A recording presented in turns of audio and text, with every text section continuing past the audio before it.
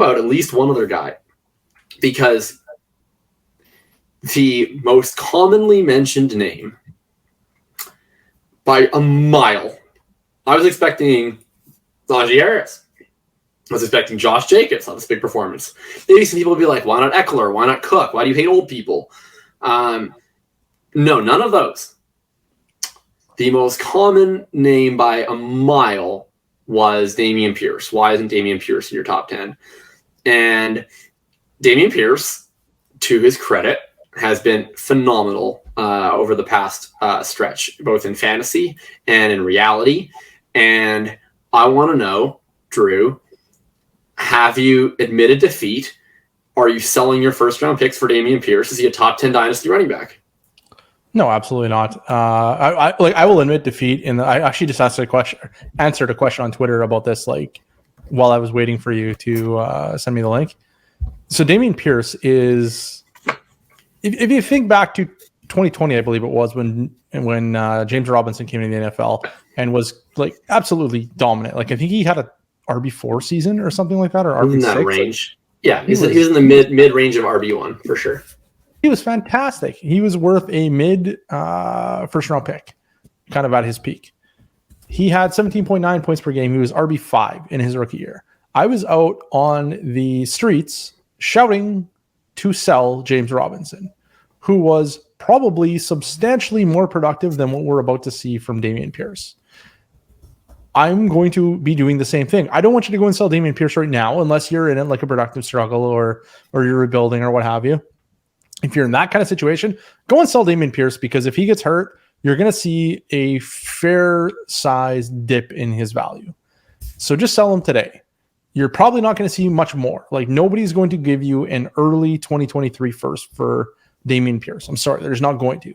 Take your mid first and just move on. It's okay.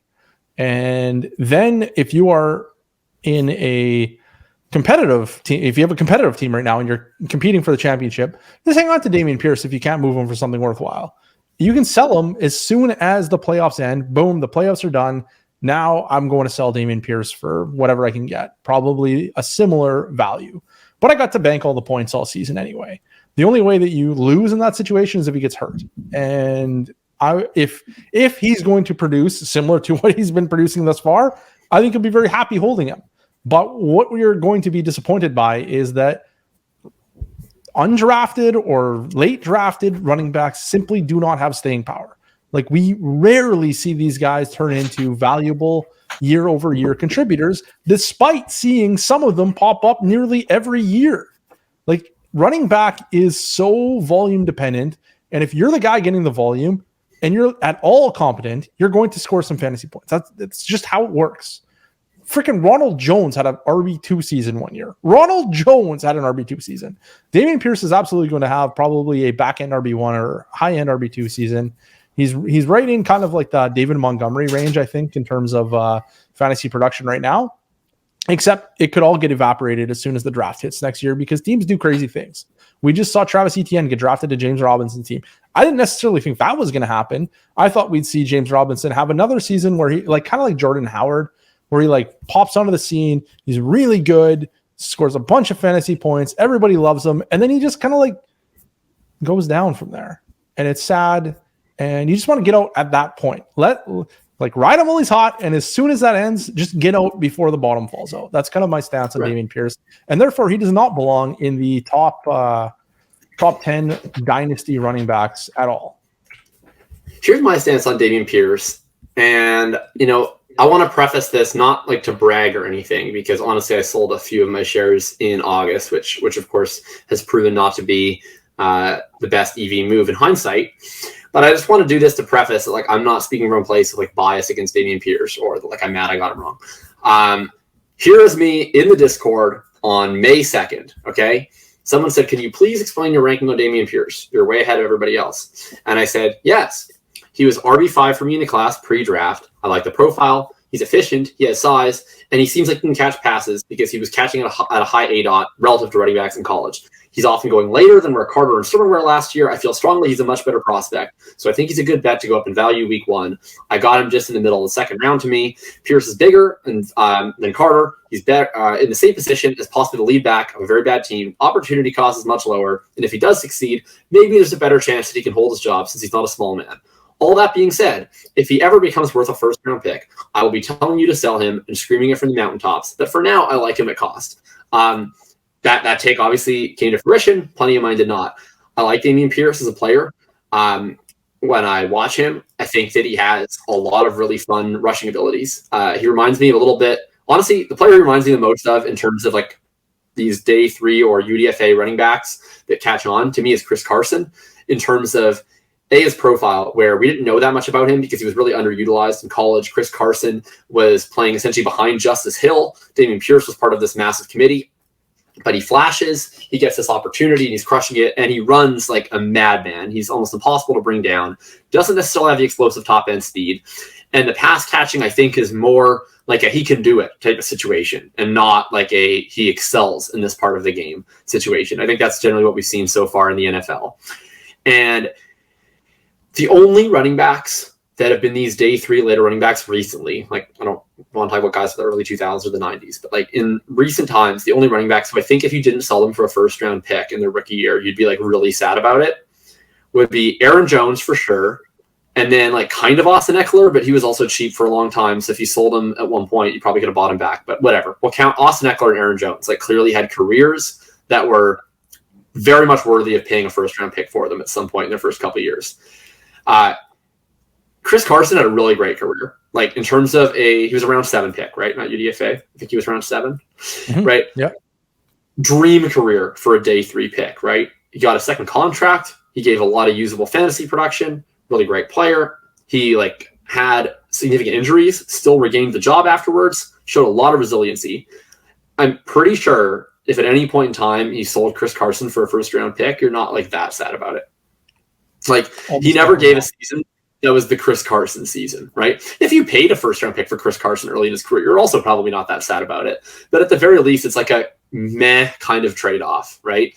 And the thing is, like what Pierce is good at, and I love watching him, he doesn't have the comparative advantages in the aspects of that position that create elite fantasy value.